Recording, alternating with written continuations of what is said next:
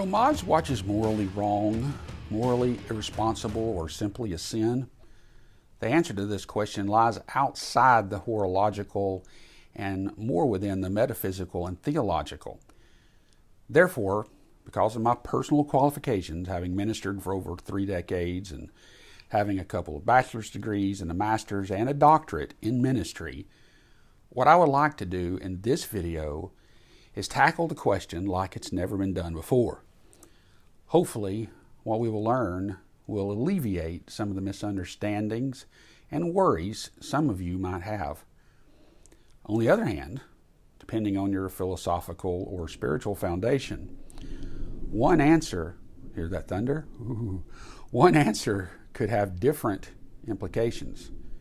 It really all comes down to your personal worldview and how you determine what is right and wrong. For a long time, those into watch collecting have debated whether it is or is not okay to wear a watch that looks nearly identical to another watch, sometimes just changing the name on the dial, while other times being a one-for-one copy, a super clone. I've heard everything from it's totally wrong to there's nothing wrong with it at all. However, the everywhere in between has been the iffy place where most budget watch collectors reside. Are there clear answers? Is there one authority that can put the arguments to rest? Well, sadly, it all depends. It depends not only on individual circumstances, but also on whether one is subject to transcendent truth, objective right and wrong, or if there is an authority with a capital A setting the standard for our conscience and conduct. Therefore, before we get into things more specifically, let's lay a foundation for the arguments we will explore. Again, what we are discussing is whether wearing an homage watch is right or wrong, or simply amoral, being neither right nor wrong. What then is the first step? The first thing we should do is determine if you believe in an objective moral standard. In other words, a transcendent standard that is unaffected by your opinion. Is there a universal objective moral standard or not?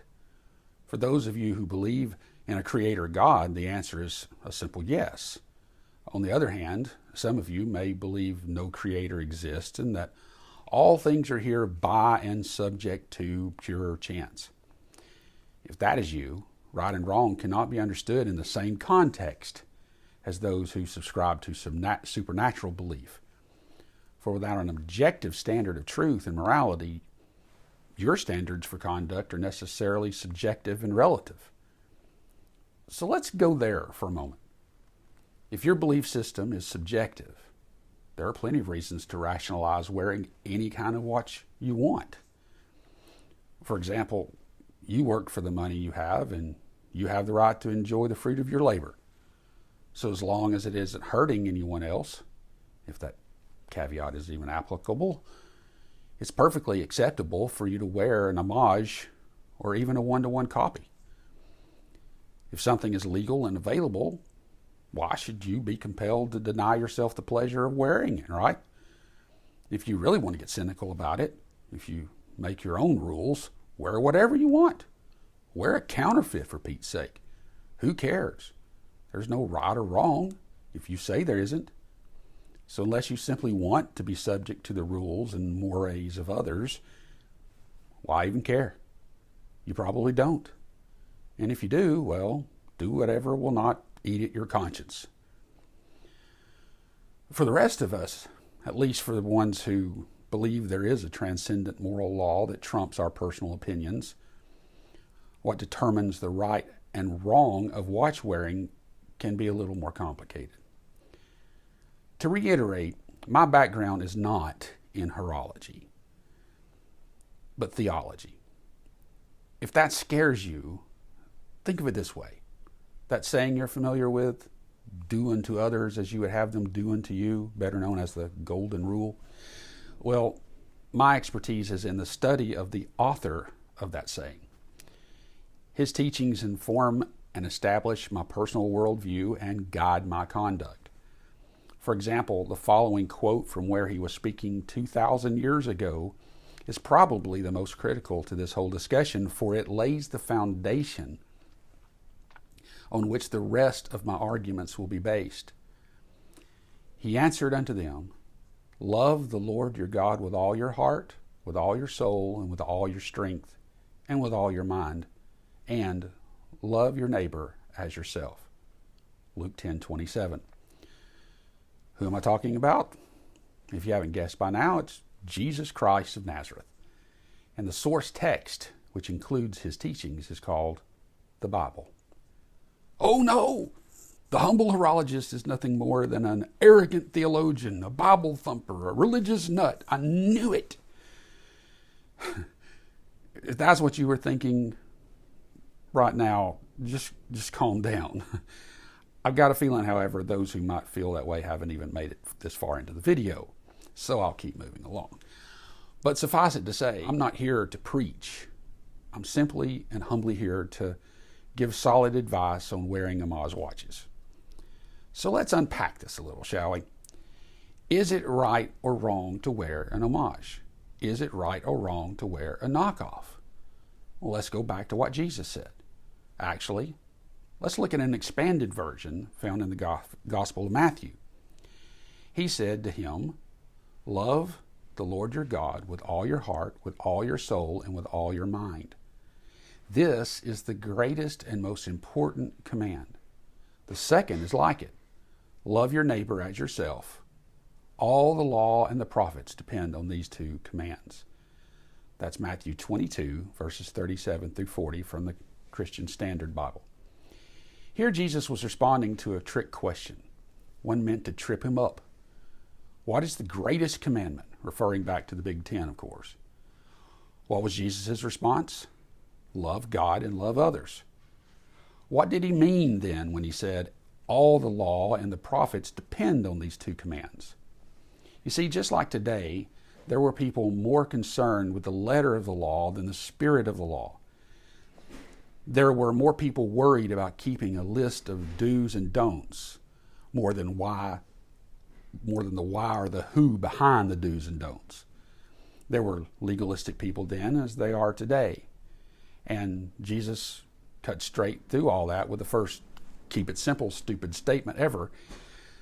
You see, if the first thing you do is love God with everything you are, then you are going to act like him, not be offended by him, want to please him, and do what he asks. As a matter of fact, when you love God with all your heart, your mind, your soul, and your strength, why would you even consider doing the things prohibited in the Ten Commandments? Would you put another God before him? Would you lie and blaspheme his name? Would you avoid special time with him? Of course not. So loving God first already makes keeping most of the Ten Commandments a cinch. But now it gets deeper and even more applicable to the subject of this video. Jesus said, love your neighbor as yourself. This is not the passage from where we get the classic golden rule saying. For that, we must look at two other passages where Jesus was speaking to different groups. The first is found in Matthew 7:12. Do to others whatever you would like them to do to you. This is the essence of all that is taught in the law and the prophets. Matthew 7:12 from the New Living Translation. The other passage is Luke 6:31. Do to others as you would like them to do to you. But why is it that you should do unto others as you would have others do unto you? Well, for one thing, what law would you be breaking if you showed your neighbor love and treated him like you want to be? Would you steal from him? Would you cheat him? Would you lie to or about him? Would you hurt or abuse him? Would you steal his intellectual property? Oh, now we've stepped into something, haven't we? This is where it is going to get sticky.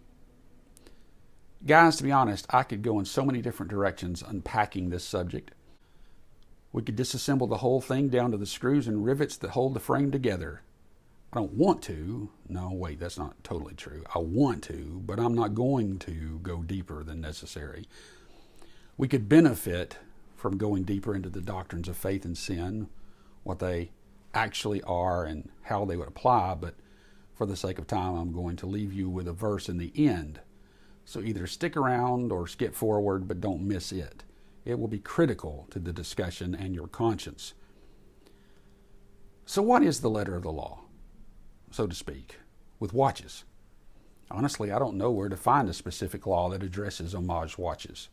All I know is that stealing and lying are wrong. I know bearing false witness is wrong. I know cheating is wrong. Does any homage do any of these things? Do the creators of them steal and lie?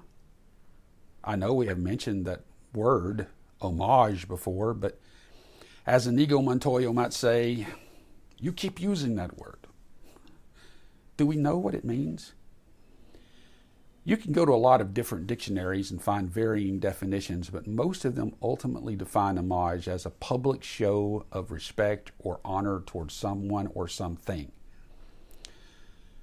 The history behind the word homage is interesting. From the online etymology dictionary, we learn that it goes back to around 1300 and was used to describe, quote, a ceremony or act of acknowledging one's faithfulness to a feudal lord or feudal allegiance. Using the word in the figurative sense of reverence and honor shown is from the late 14th century.